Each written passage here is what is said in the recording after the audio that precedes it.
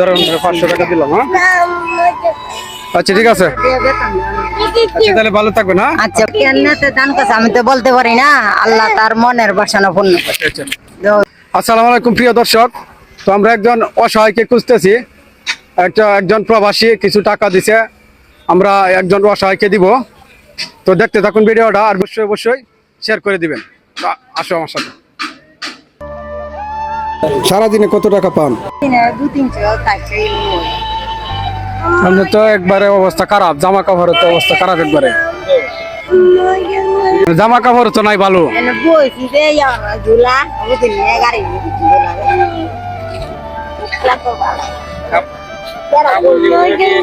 হ্যাঁ, মজা কিনবা, মজা খাইবা, মজা খাওয়ার লাগে টাকা দিব। হ্যাঁ, টাকা দিতাম। কত টাকা দিতাম? হ্যাঁ, 200। আচ্ছা তাহলে আমি যদি আপনার কিছু সাহায্য করে আপনি নেবেন।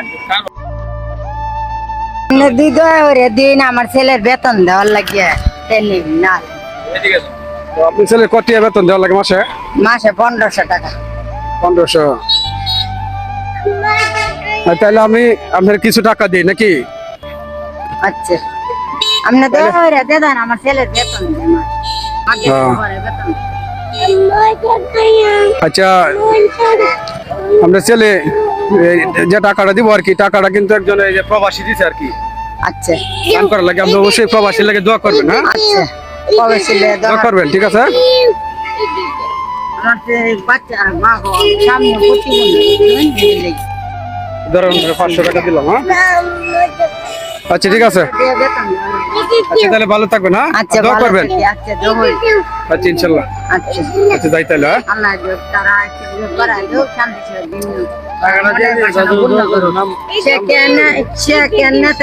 আমি তো বলতে পারি না, আল্লাহ তার মনের বাসনা পূর্ণ করে। আচ্ছা আলহামদুলিল্লাহ। আজ দোয়া করবেন।